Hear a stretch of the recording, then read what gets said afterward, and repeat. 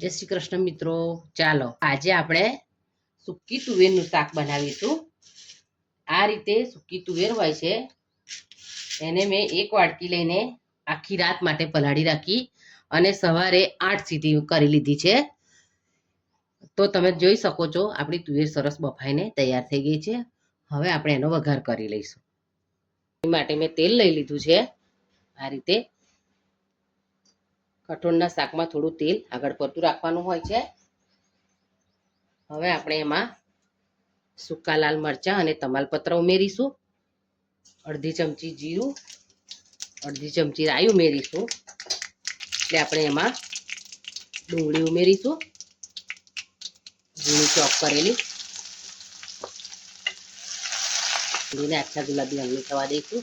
આપણી ડુંગળી સંતળાઈ ગઈ છે। હવે આપણે એમાં ટામેટા ઝીણા ચોપ કરેલા ઉમેરી દઈશું। ટામેટાને પણ આપણે ચડવા દઈશું। એની માટે આપણે 1/5 ચમચી જેટલું મીઠું ઉમેરીશું કે આપણે ડુંગળી અને ટામેટા સરસ સંતળાઈ જાય એટલા માટે। હવે આપણે ટામેટાને સંતળાવા દઈશું। આપણે ટામેટા ચડી ગયા છે। હવે આપણે મસાલા કરીશું। એની માટે મેં આ 1 ચમચી લાલ મરચું અને લસણની ચટણી લીધી છે। આપણે હળદર ઉમેરીશું, ધાણા જીરું ઉમેરીશું, લાલ મરચું પાવડર ઉમેરીશું, આપણે લીમડી ઉમેરીશું। બધું બરાબર મિક્સ કરી લઈશું।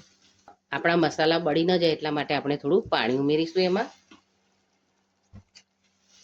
સરસ છૂટું પડી ગયું છે, તમે જોઈ શકો છો। હવે આપણે એમાં આપણી બાફેલી તુવેર ઉમેરી દઈશું।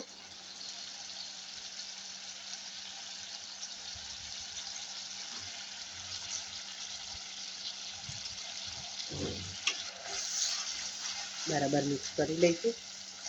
આપણે બાફતી વખતે મીઠું ઉમેર્યું હતું, પણ આ બધા મસાલાના ભાગમાં આપણે થોડું મીઠું ઉમેરીશું।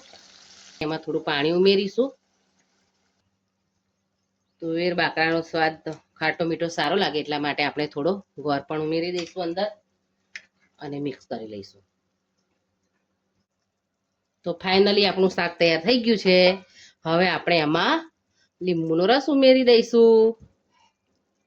રસ આપણે ગેસ બંધ કરીને જ હંમેશા ઉમેરવાનો છે કોઈ પણ શાક, દાળ, કઠોળમાં। આપણે થોડો ગરમ મસાલો પણ ઉમેરી દઈશું અને બરાબર મિક્સ કરી લઈશું। હવે આપણી તો તૈયાર છે આપણું સૂકી તુવેરનું શાક। એને આપણે સેવથી ગાર્નિશ કરીશું, ડુંગળી ભભરાવીશું અને તમે રોટલી, રોટલા, ભાખરી, પરાઠા અને ભાત, અમુક લોકો એને બ્રેડ સાથે પણ ખાતા હોય છે। તમે શેની સાથે એને ખાઓ છો એ મને કમેન્ટમાં લખીને તમે જરૂર જણાવજો અને મારી ચેનલને સબસ્ક્રાઈબ જરૂર કરજો। Thank you.